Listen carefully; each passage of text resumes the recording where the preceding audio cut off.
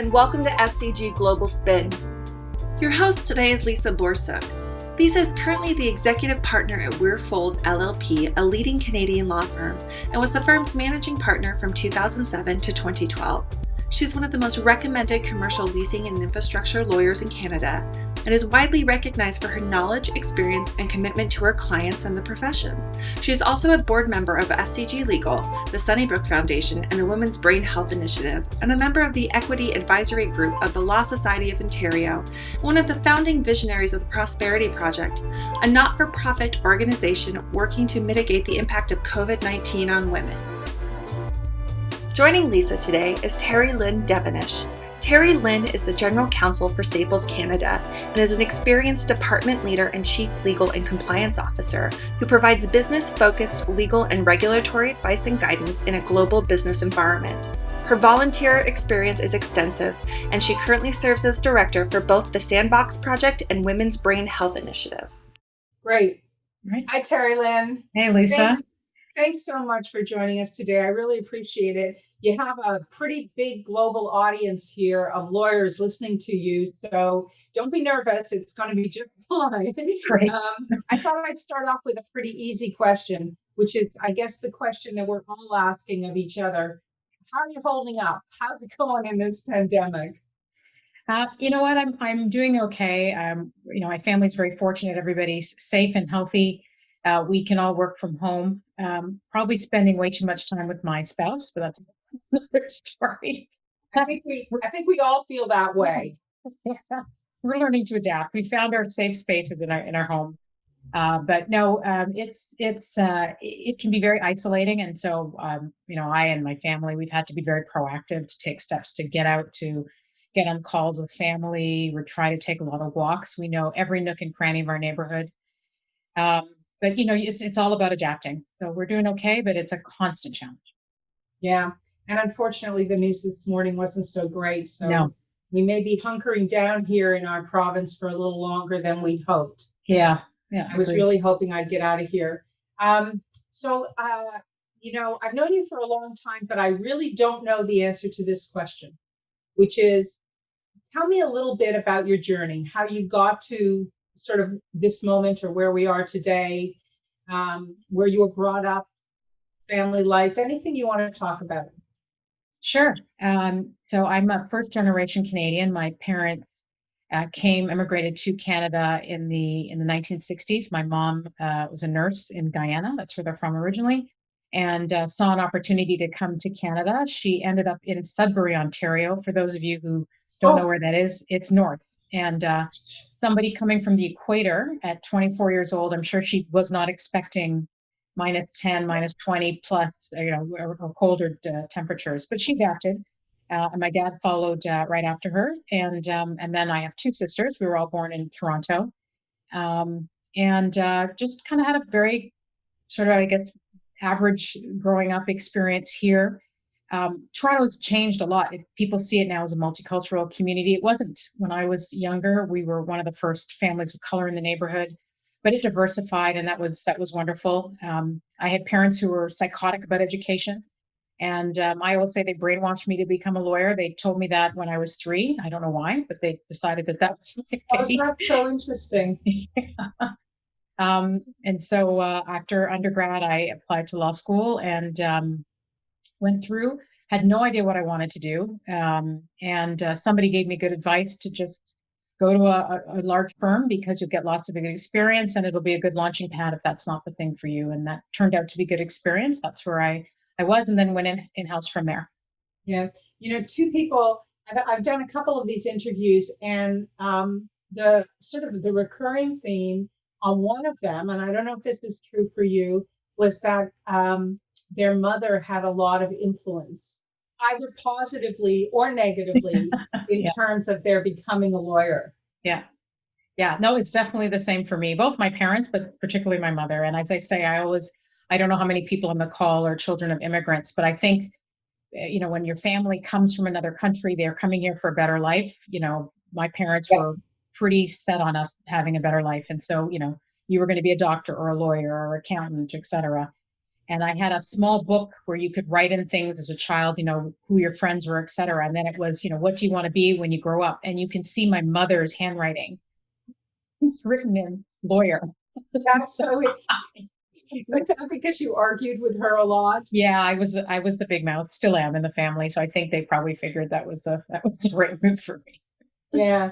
Yeah. It's interesting. And then the other thing that you said that resonated with me, because it certainly happened for me as well, was that going through law school, I don't know that I really got a specific sense of what I wanted to become. My husband, who's also a lawyer, from day one, he wanted to be an advocate. He wanted to be some kind of a litigator, and originally a bit of a criminal litigator. But I went through law school without having that any kind of certainty. And I don't know if it's because I felt, I know this sounds marginalized at law school, like this focus was still not on women, or I don't know what it was, but it's interesting that you felt the same way. Yeah, and I think that the idea of marginalization was certainly the case. There were probably more than half of the class when I went were women, but yet, you look at the numbers in the profession that did not, it didn't translate into more women in the profession. As far as people of color, I think my law school, there were 300 people in the entire law school, and they had admitted 20 Black people, I think we counted that year, which was the largest contingent, I think, ever at the law school. Yeah. But, it was still, most classes, I was the only person of color, the only Black woman in the class. And, there were a lot of shocking sentiments expressed. People clearly just weren't aware of differences of race, didn't appreciate differences of race, a lot of prejudice, a lot of discrimination. And so it was marginalizing. I agree with that. Yeah. And it was much better when I got out into the workplace. Not to say that it was any less. I just felt, I think I had more control over my destiny once I got into work. Right. And then so you went to work for a big firm, but then you went in-house. What prompted that decision? I did. So very similarly at law school, at the firm, I was one of few people of color, actually the first Black lawyer they'd ever hired. So this was one of the largest firms in Canada at the time. They'd never had a Black lawyer. And I think that certainly played into the experience I had there. I had, I learned a lot. I worked with a lot of great lawyers, but I just don't think, it was a different time. And I think the firm was still sort of adjusting to diversity. And I ended up with a great opportunity to go on a secondment with a large bank in Canada. And once I got there, it was a nice mix of law and business. And you just get thrown into things right away. Anybody who's worked in a business environment, if you're able to solve a problem and you're ready to roll up your sleeves, you are right in the meeting. You're getting involved. And it really, I liked it. I really enjoyed it. And so I knew after that secondment, I wanted to work in a business, in a corporate setting. That's so interesting. And tell me a little bit about the career trajectory. So you've been in-house worked in-house at three. I think I'm on my fourth now. Fourth. 20 something years. Yeah. I started off in financial institutions. So the secondment was at a financial institution. And then it was a referral. This is where, the network is great. So somebody I knew someone who had just recently been promoted to a senior role at a financial institution. They were looking for a junior lawyer to come in. And that's really where I cut my teeth, learned about how to be a corporate counsel, how to be in-house lawyer, how to work with your clients, draft policies. We did everything. It was a real generalist role. And then from there, I took another role. It was actually a lead counsel role at another company. And then into a chief counsel, general counsel role at my last company I was at before I moved to this new role. That was a great experience. I spent 13 years at that organization, did a range of roles from head of legal for Canada.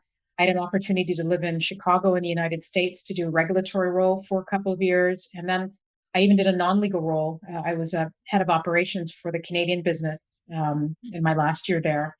And then just missed law, and my mother will be happy to hear me say that, and ended up back in a general counsel role at my current organization. Yeah. So you talk about being thrown into the trenches, and I'm assuming that that involves a lot of like learning on the job skills that are different from the skills that you learned in law school. So when I think about and I know that feeling because even in my practice, you know, law is like one component of it, but there's this other whole range of skills that I've had to learn from a lot of different places in order to adapt to changes in the way we practice law or changes in my role. So I was wondering if you could talk a little bit about the other skills that you think are important in career development, whether it's as a lawyer outhouse or as a lawyer in-house. Absolutely. Yeah. And I can tell a story actually. So this is probably my Oh, I first, love yeah, stories. my first or second day on the job, my first in-house role. And the general counsel calls me and says, we've got this big meeting. There's something going on at one of the, bigger business units. So we get pulled down, the president of the unit's there, his number two, the head of finance. So these are, this is very senior. I'm feeling very intimidated. So I, slink to a corner of the desk, which I've learned you should never do, right? You fake it till you make it, walk proud. But I kind of slunk in, sat down, and they started talking. And it was like another language. And those of you who think about when you first start a job, the acronyms, right? There's a whole language that a corporate culture has. So they're throwing out acronyms. They're talking about people using nicknames or last names. And I have no idea. It's like I've learned another language. And I just started writing. My default when I don't know is I start Yeah. writing. And I just started literally writing verbatim everything everybody said. And then I just started asking questions. I figured, well, I don't know anyway. And if, I've only been here 2 days, if they think I'm stupid, so be it. But by listening and asking questions and just listening, not trying to, so show I was smart or had any answers, I didn't. It really helped me understand. And actually, one person caught himself and said, "Oh my God, we're using acronyms. This is what ABC means. This is what." The meeting went on probably longer than they all wanted to, but because I was able to listen, I learned more about the issues, which helped me kind of go back. We had to use external counsel and get an answer, but more importantly, it helped me understand that business unit. So I was able to understand what a bit of the, you could see a bit of the culture, a bit of the dynamic between people. And that's the stuff that helps you be a good trusted advisor. Understanding, what your business people like, what they don't like, what they're passionate about, how they work with each other, how they work with you, how they want to hear news from you. That's the kind of stuff that really helps you when you've got to deliver, especially a tough message. So that I think that lesson really taught me, um, listen and absorb before you sort Yeah. of jump to advising. Yeah. It's funny because I've my most recent sort of new tasks involve being on boards.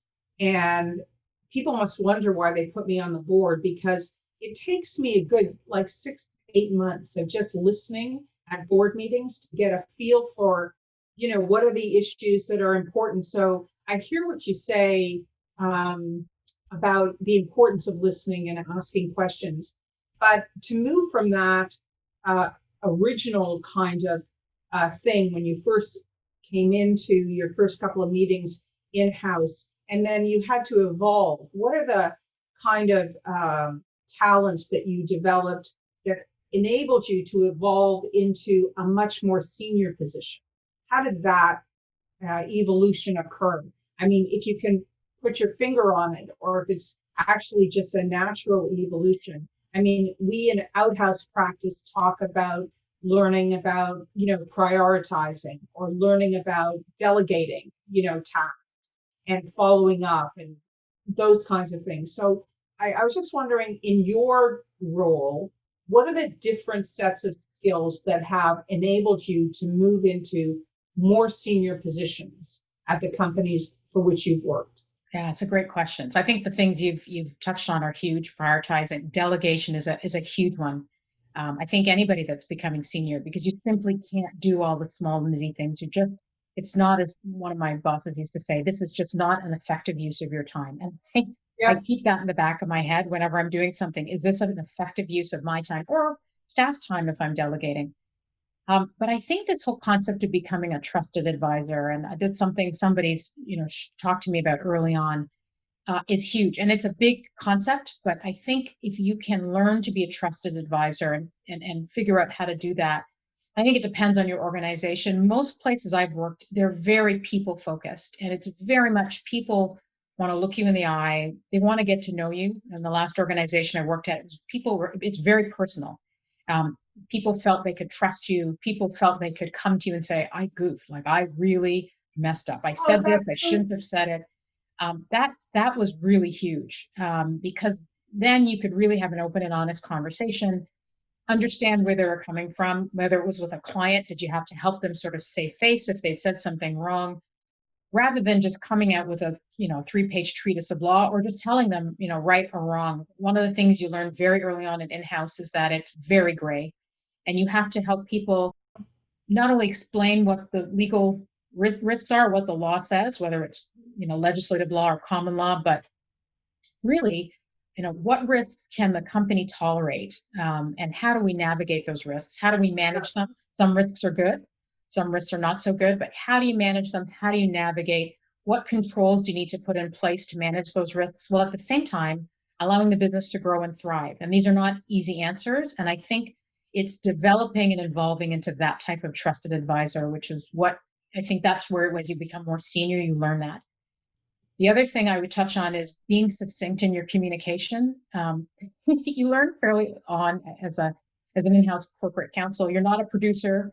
You, to many people, you're a very expensive overhead, and your role, your value is being able to kind of help them navigate through complex things in a very easy and concise way. And if you're brought into a meeting to discuss something, and again, you're going to hear me say this, it's more about listening and finding the answer and communicating it in a very succinct way that's business friendly. I used to work with a junior lawyer, and I would ask him to research something, and he'd come back with a page and a half, and I'd just push it back, and he'd say, "You haven't even read it." I said, "Doesn't matter. No one's going to read this. Make it short and sweet. We can keep that for the file. 3 paragraphs. We got to come back with 3 paragraphs." And that's not easy, especially if you're dealing with a complex thing. I mean, I'm being tongue in cheek, but being succinct, being connected to the business when you give advice is, I think, what really separates a true business leader, a legal leader in corporate counsel. Yeah. And being succinct, that's only something that you can do when you really understand the business model and what are the things that they're, the ultimate, like 10 most important goals of that business. And so that's probably good advice. I mean, not probably, that is good advice, whether you're inside of an organization or outside of an organization. If I want to provide good advice to my clients, I'm probably only going to be able to do that succinctly and, in a straightforward, important way if I really understand what it is that they're doing. That's right. And that takes time. I mean, I still have a great mentor for my last organization, not a lawyer. She was a very senior business leader. And again, this is, second or third day on the job. I'm in my first exec meeting, and I just didn't say anything unless there was a legal issue. And one day she kind of marched into my office. She was always well dressed, so I could hear the heels clicking as she's coming into my office. And she came in and she said, I know you understand our business. I know you're bright. I interviewed you. We need to hear from you more. You're not just a lawyer now. You're a business person, and you have something to say. You have thoughts and ideas, and we need to hear them. Yeah. You're not just our lawyer. And that was a big change for me. And one of the things she would always do is bring me into projects or issues, even if it was outside of, business issues, employee events. And I really got a chance to learn about people, learn about the business, even if it was just sort of a volunteer community day that the company was doing. You're shoulder to shoulder with people doing things. You just learn more about people. They trust you. You develop that relationship, and that's just huge. Being corporate counsel, you know your client. It's really about knowing your client. And that concludes part 1 of Lisa's interview with Terrie-Lynne. Please continue on to part 2.